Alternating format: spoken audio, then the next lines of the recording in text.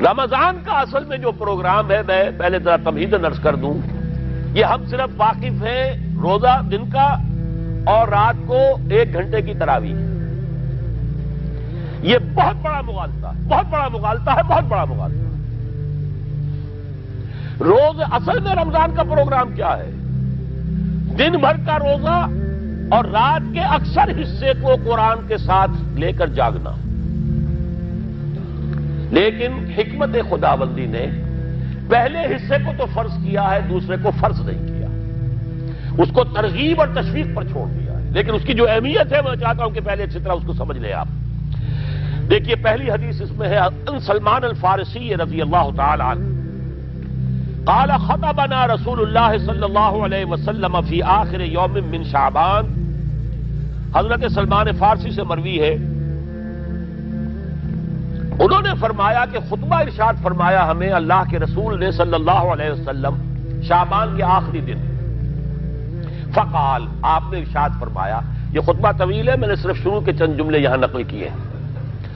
یا ایھا الناس قد اظلکم شہر عظیم، اے لوگوں تم پر ایک بہت عظمتوں والا مہینہ سایہ فگن ہو گیا ہے۔ دیکھیے سایہ فگن سے وہ انگریزی کا محاورہ آپ کے ذہن میں آنا چاہیے، coming events cast their shadows before. ابھی رمضان شروع نہیں ہوا ہے، شعبان کا آخری دن ہے، تو وہ کمنگ ایونٹ جو ہے رمضان مبارک، اس کا سایہ آ گیا ہے تم پر، اس لیے حضور نے وہ لفظ استعمال کیا قد اظلکم، ظلال کہتے سائے کو، قد اظلکم شہر عظیم، بڑی عظمت والا مہینہ ہے، شہر مبارک، بہت برکت والا مہینہ ہے، شہر فیہ لیلۃ خیر من الف شہر، اس میں ایک رات وہ بھی ہے، وہ مہینہ جس میں ایک رات وہ بھی ہے جو 1000 مہینوں سے افضل ہے۔ انا انزلناہ فی لیلۃ القدر وما ادراک ما لیلۃ القدر لیلۃ القدر خیر من الف شہر۔ اب جو اگلے 2 جملے ہیں وہ نوٹ کیجئے، جعل اللہ صیامہ فریضۃ وقیام لیلہ تطوعا، اللہ نے ٹھہرایا ہے، قرار دیا ہے اس کا روزہ رکھنا تو فرض کے درجے میں، اور اس کی رات کا قیام تطوع کے درجے میں، اپنی مرضی پر، اپنی خواہش پر، نفل کے طور پر یہ تم پر لکھ دیا گیا ہے، لکھا تو گیا ہے، جعلہ تو ہے۔ مجعول کا جو پہلا مفعول ہے وہ کیا ہے؟ جعلہ کا مجعول اول کیا ہے؟ دن کا روزہ، اور مجعول ثانی کیا ہے؟ قیام لیلہ، رات کو کھڑا رہنا۔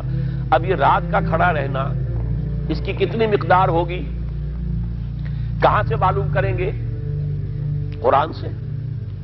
جب یہ لفظ آیا ہے سورہ مزمل میں، یا ایھا المزمل قم اللیل الا قلیلا نصفہ او انقص منہ قلیلا او زد علیہ ورتل القرآن ترتیلا، یہ معنی ہے اے لحاظ کمبل میں لپٹ کر لیٹنے والے، کھڑے رہا کرو رات کو سوائے اس کے تھوڑے سے حصے کے، یعنی آدھی رات یا اس میں تھوڑا سا کم کر لو، جسے پھر کہا مفسرین نے 1/3 رات کم سے کم، اور زد علیہ یا آدھی پر بھی کچھ زیادہ کرو، یہ 2/3 رات ہو گیا۔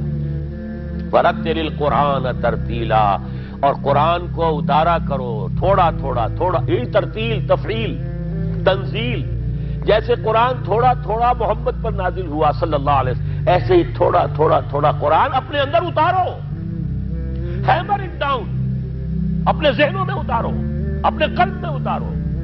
اس کے لیے رات کو کھڑے رہو، اور قیام اللیل کم سے کم 1/3 شب کے اوپر اطلاق ہوگا، اس سے کم پر تو اطلاق ہے ہی نہیں۔ اگلی حدیث پڑھیے، اور یہ ہے جو عام طور پر ہر مسجد میں بھی آج کل خوب یہ گونج رہی ہوگی، حدیث بیان ہوتی ہے، اس لیے کہ بخاری اور مسلم دونوں میں موجود ہے، متفق علیہ روایت ہے، اس سے اونچا تو درجہ سند کے اعتبار سے تو حدیث کا کوئی اور درجہ اس سے اونچا ہے نہیں۔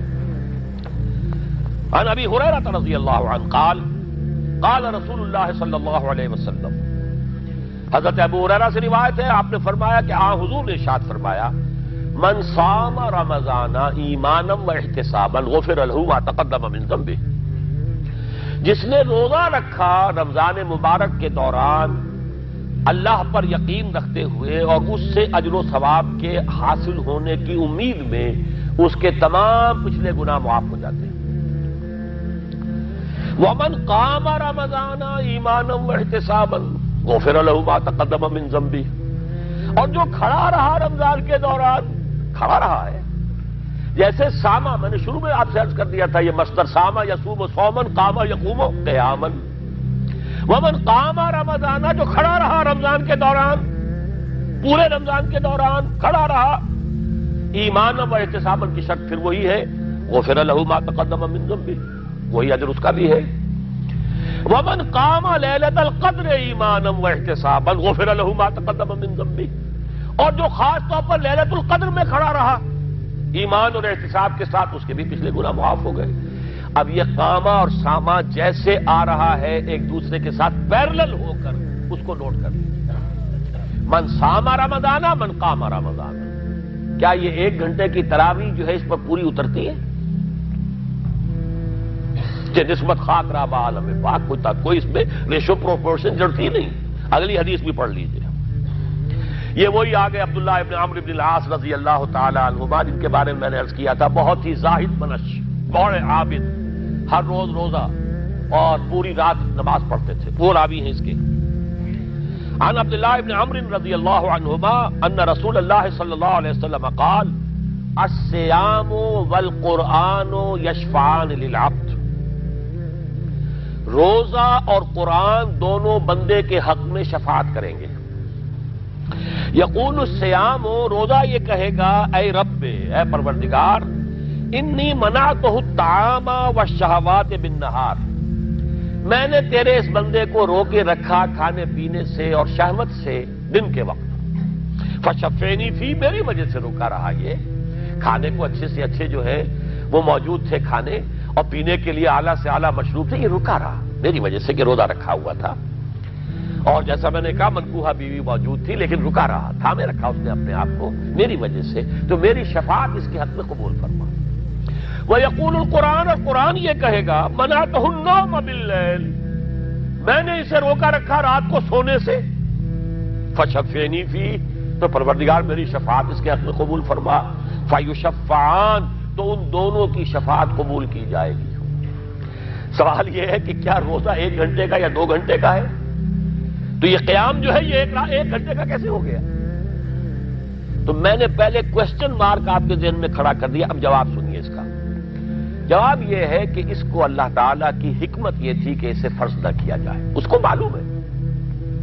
عالمان سیکون منکم مرضی وآخرون یضربون فی الارض یبتغون من فضل اللہ وآخرون، اللہ کے علم میں ہے میرے کچھ بندے ہوں گے بیچارے غریب مزدور، دن پر مشقت کریں گے، محنت کریں گے، وہ روزہ ہی رکھ لیں، بہت بڑی بات ہے، بہت بڑی بات ہے۔ رات بھر کا قیام کیسے کریں گے؟ 2/3 رات کیسے کھڑے رہیں گے؟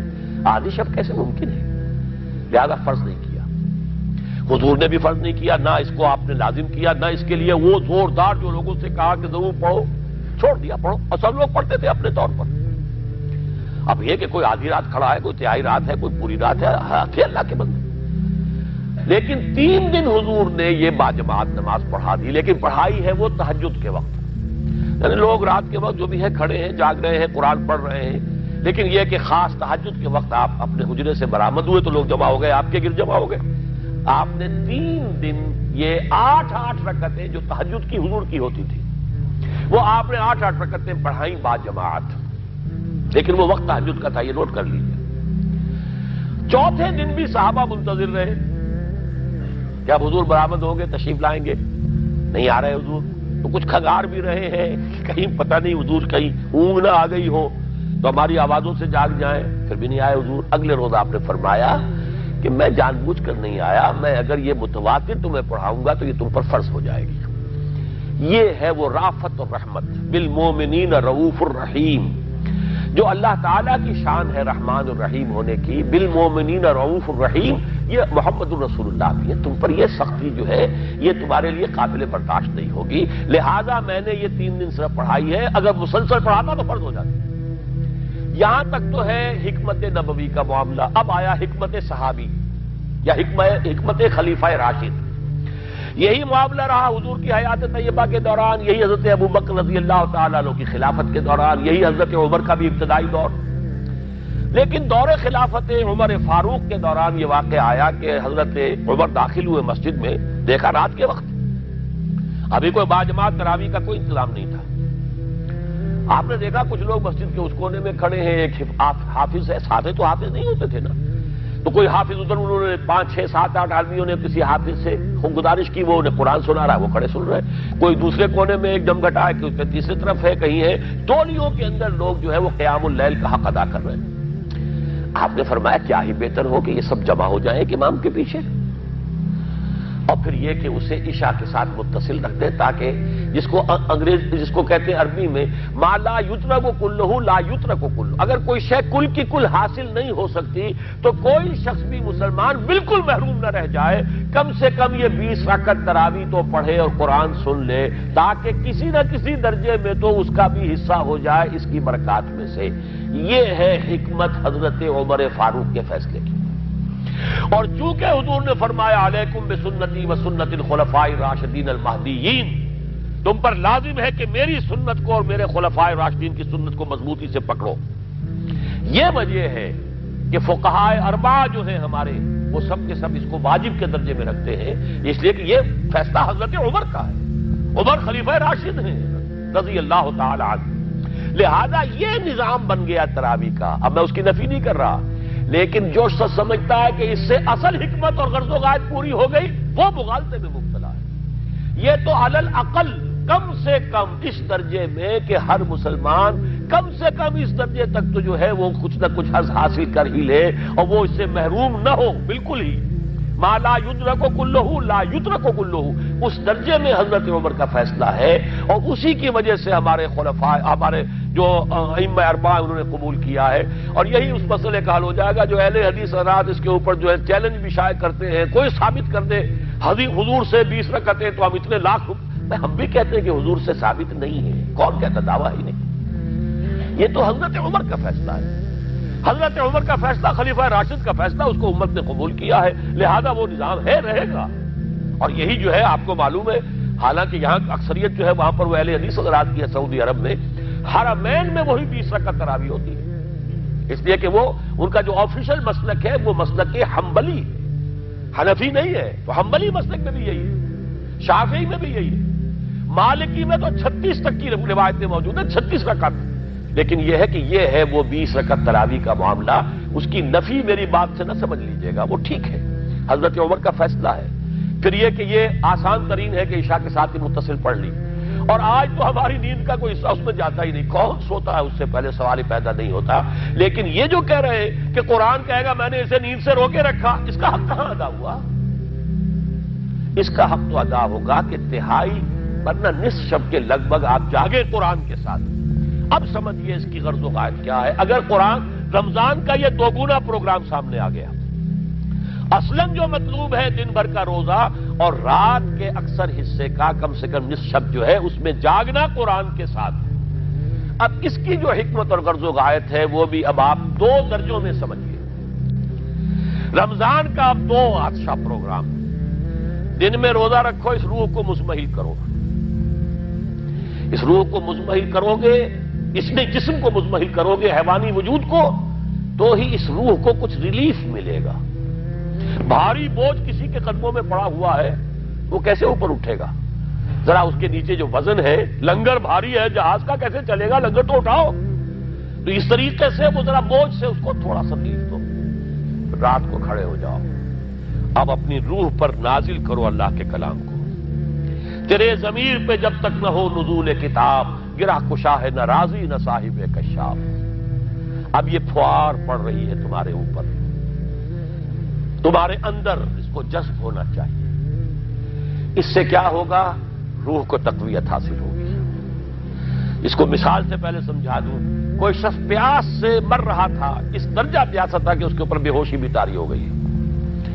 کوئی شخص آیا، اس نے پہلے اس کو پانی کے چھینٹے دیے، کچھ ہوش میں آیا، اب اسے پانی کا کوئی کٹورا لگا دیا اس کے منہ سے، پانی کے ایک گھونٹ کی جو لذت اسے اس وقت محسوس ہوگی، کیا کبھی زندگی میں کسی کو محسوس ہو سکتی؟ یہ پانی کتنی بڑی قیمت ہے، قیمتی شے ہے، یہ تو اسی سے پوچھئے جسے شخص پیاس لگی تھی اور پیاس کی وجہ سے بے ہوش ہو گیا۔ اسے پانی کا ایک گھونٹ، جیسے کہ آپ تصور کر سکتے ہیں پیاس سے کوئی مر رہا ہو بادشاہ، وہ اپنی پوری سلطنت دے دے گا، مجھے ایک کٹورا پانی دے دو بابا، لو سلطنت دے، جان سے جا رہا ہوں میں تو۔ اس وقت پانی کی قدر و قیمت معلوم ہوگی۔ آپ کی روح بے ہوش، آپ نے روزہ رکھ کر اسے کوئی تھوڑا سا ریلیف دیا، چھینٹے ڈالے، اب رات کو آپ نے یہ آب حیات مام مبارکہ، دیکھیے مبارک کا لفظ دو ہی چیزوں کے ساتھ قرآن میں ہے، مام مبارکہ، بارش جو آسمان سے اترتی ہے یہ پانی مبارک ہے، برکت کہتے ہیں اسے ہیں جو کسی شے کی مخفی جو قوتیں ہیں انہیں اجاگر کر کے باہر لے آئے، یہ برکت ہے۔ زمین کے اندر روئیدگی ہے، بارش برسی، اندر سے نکل آیا۔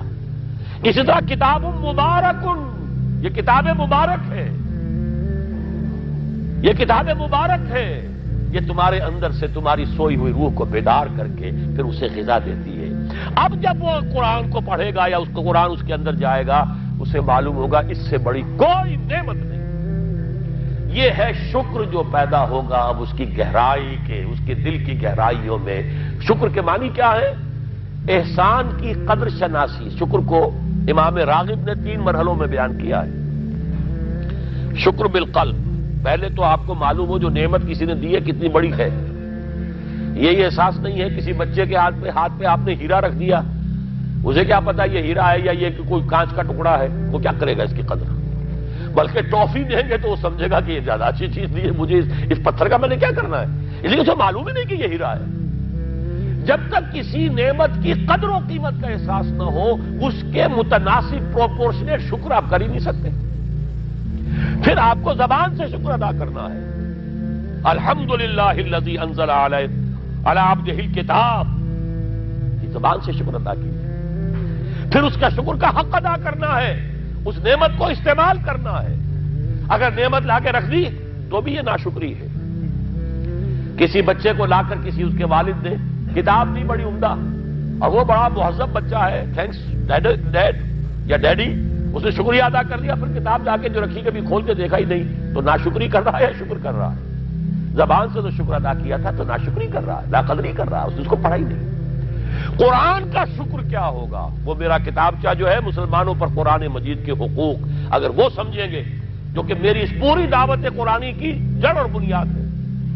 2 چھوٹے چھوٹے کتابچے 167 میں لکھا تھا، اسلام کی نشت ثانیہ کرنے کا اصل کام، یہ اسلام کی ریوائول کیسے ہوگی، اس کی شرط لازم کیا ہے، اصل کام کیا ہے۔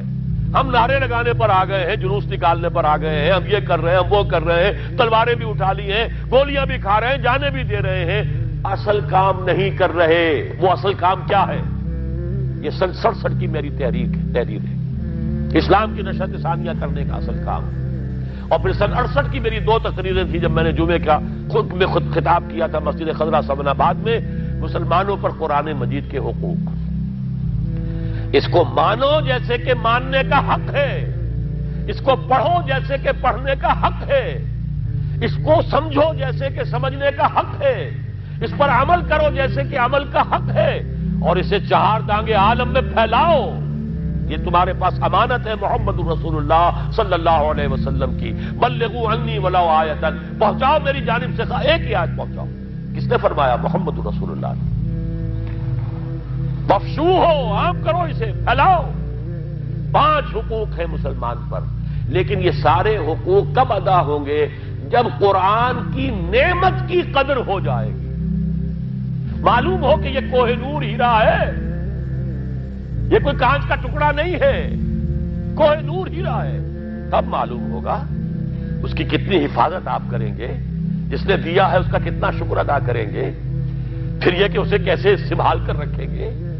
لیکن یہ کہ اگر قرآن کا شکر ہی نہیں ہے، قرآن کی خود کی نعمت کا احساس ہی نہیں، ہوا خیر مما یجمعون، یا ایھا الناس قد جاءتکم موعظۃ من ربکم وشفاء لما فی الصدور وہدی وبشریٰ للمؤمنین، ہدی ورحمۃ للمؤمنین، قل بفضل اللہ وبرحمتہ فبذلک فلیفرحوا ھو خیر مما یجمعون۔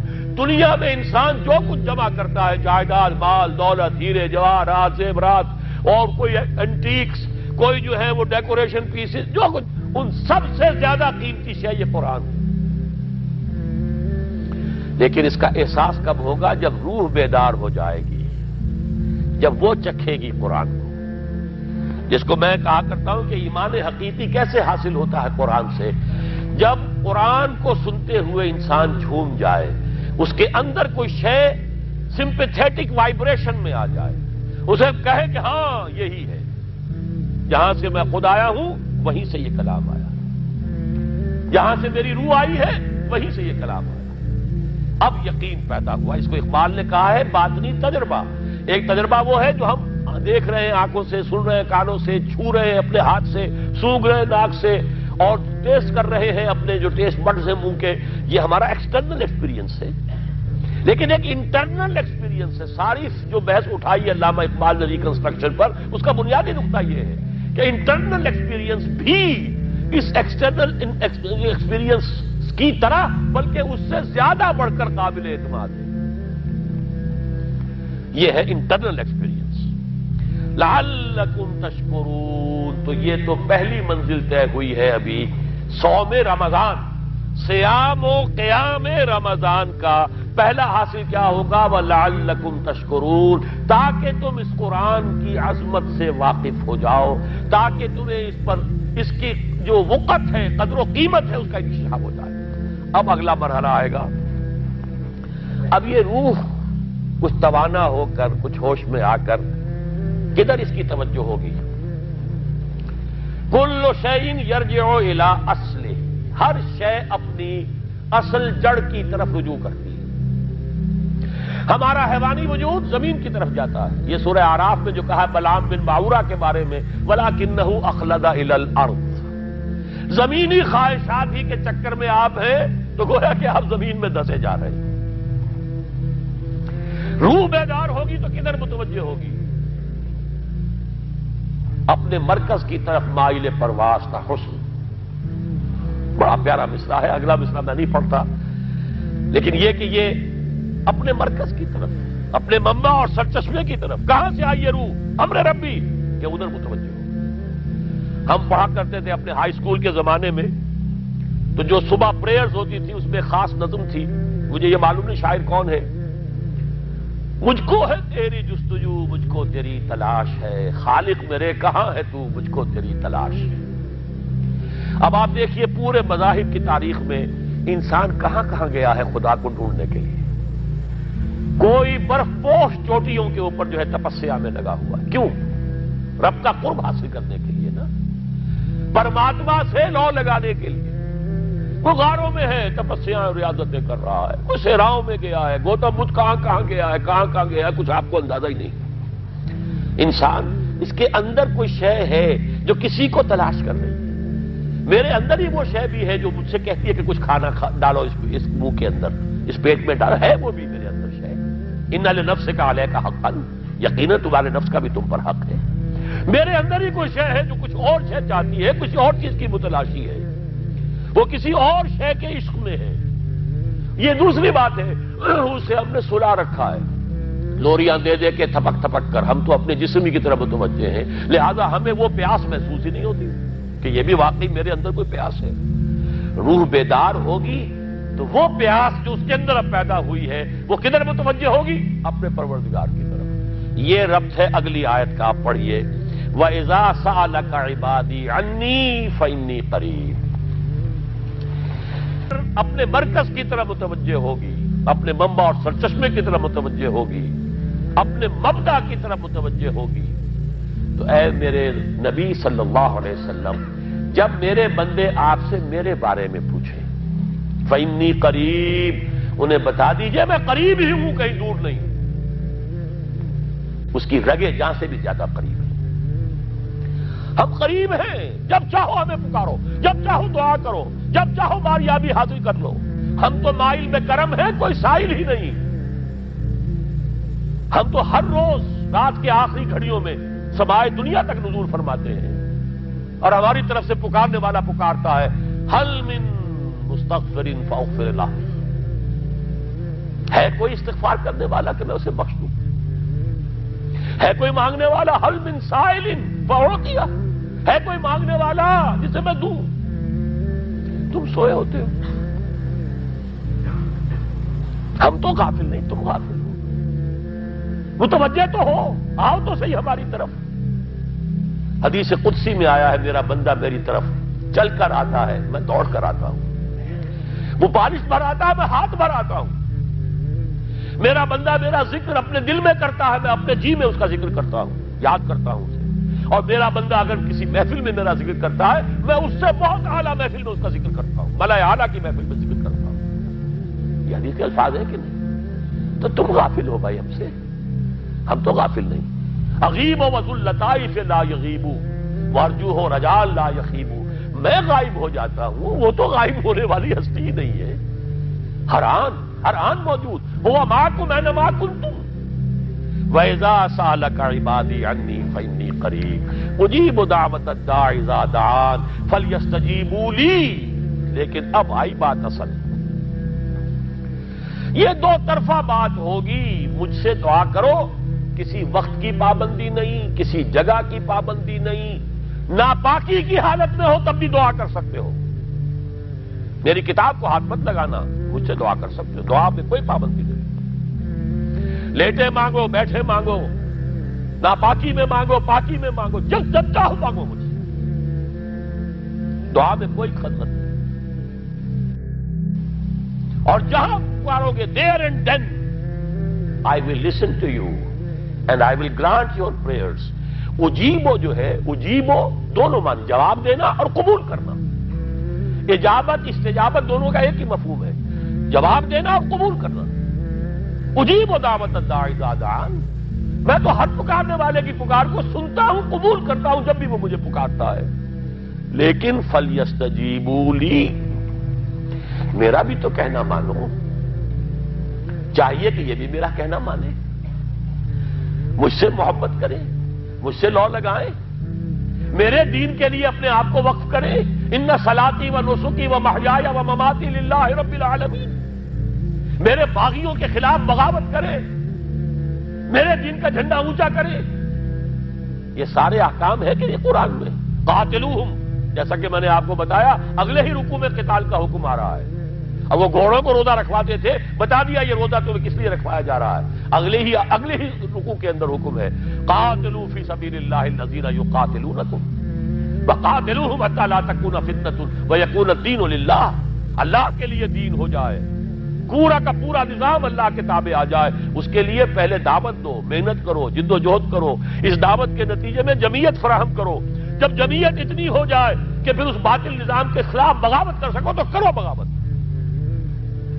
اگر باطل نظام کے خلاف بغاوت نہیں کرتے ہو تو پھر ہم سے بغاوت ہے تمہاری، پہلے ذہنی بغاوت ہے، آپ ڈس اون کیجئے ذہنی اعتبار سے، نفسیاتی اعتبار سے، میں اس نظام کو نہیں اون کرتا، ریکنسائل نہ کیجئے اس کے ساتھ، کوئی تعاون نہ کیجئے اس کے ساتھ، کوئی چاکری اور ملازمت نہ کیجئے اس کی، تن من دھن لگائیے اس نظام کو بدلنے کے لیے، چاہے ابھی وہ دعوت کے مرحلے میں ہے، لوگوں کو تیار کیا جا رہا ہے، تربیت دی جا رہی ہے، تزکیہ کیا جا رہا ہے، لیکن ہدف کیا ہے؟ تاکہ اللہ کا دین غالب۔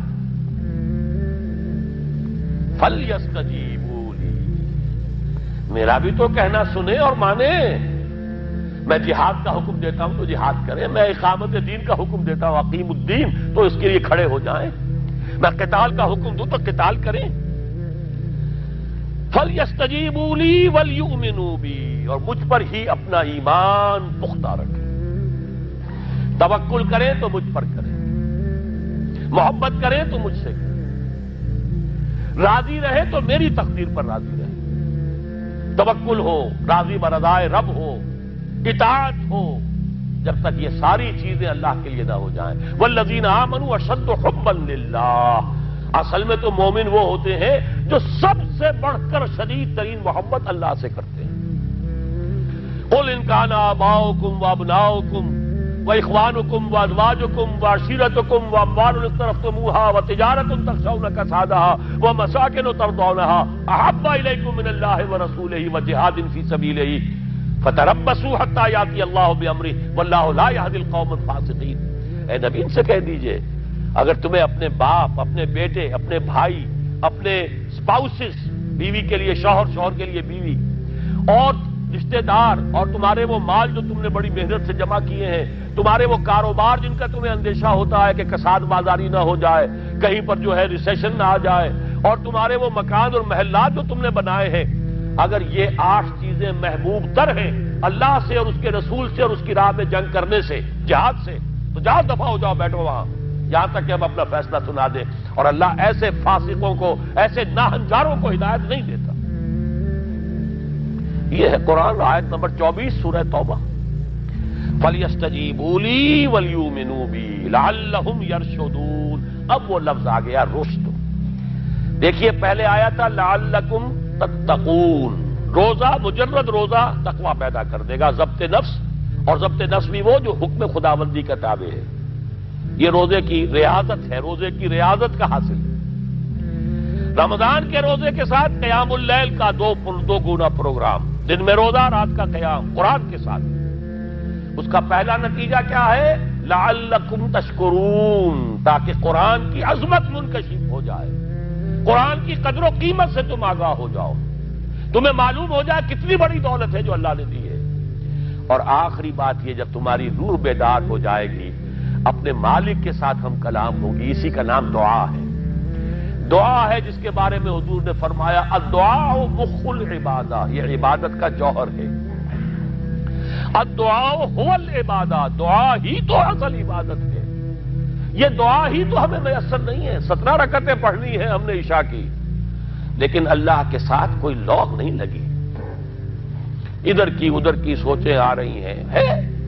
17 رکعتیں پڑھی ہوں یا 7 پڑھی ہوں 10 پڑھی ہوں، آپ کو اجر ملے گا، لیکن آپ کو دعا نصیب نہیں ہوئی.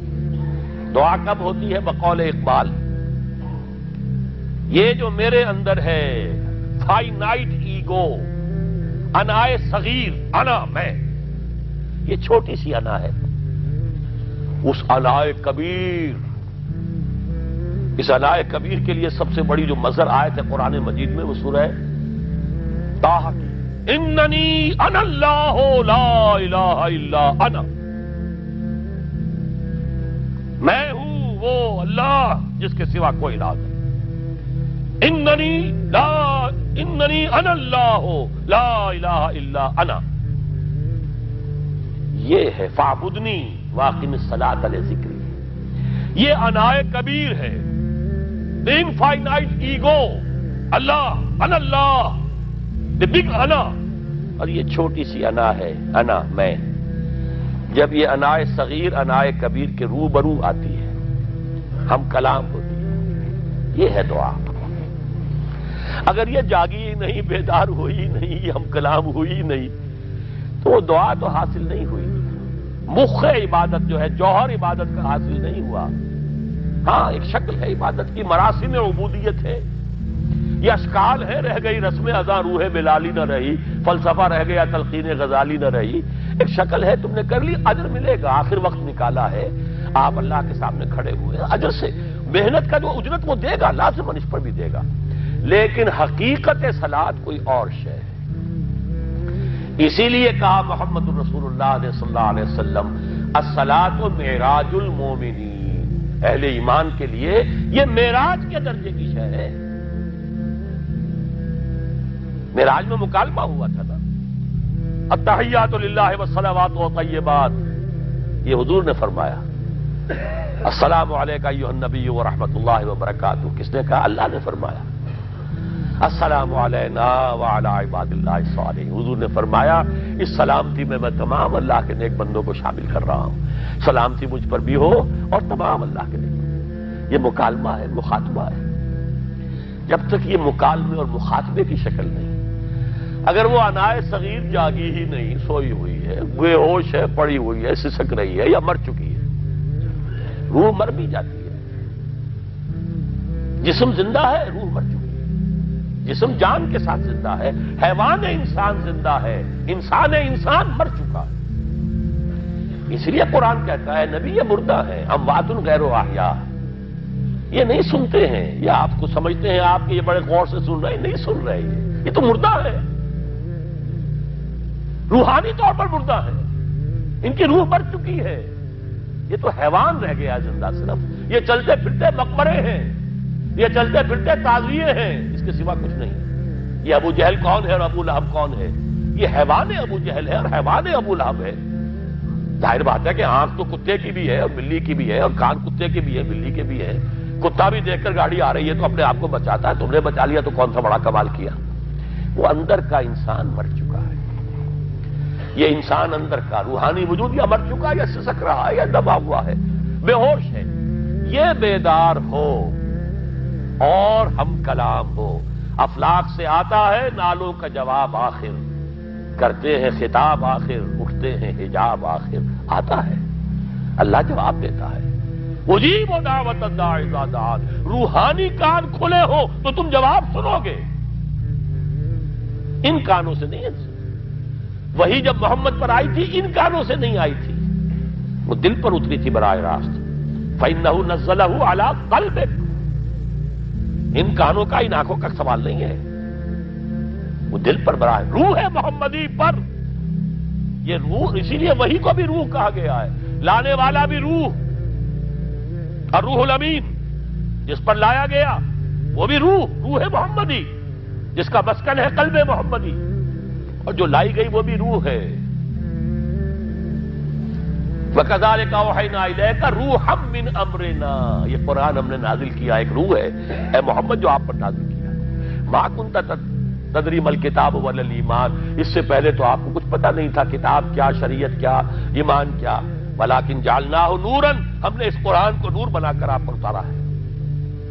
یہ ہے، اس کے لیے ہے اصل رشد۔ اب آخری لفظ آیا رشد، یہ گویا کہ جو مختلف الفاظ ہیں قرآن میں، کامیاب، فائزون، اولئک هم الفائزون، ٹھیک ہے، فوز، کامیابی تک پہنچنے والا، اولئک هم المفلحون، یہ ایک اور لفظ ہے، لیکن راشدون یہ چوٹی کا لفظ ہے، اسی لیے صحابہ کے لیے آیا اولئک هم الراشدون سورہ الحجرات میں۔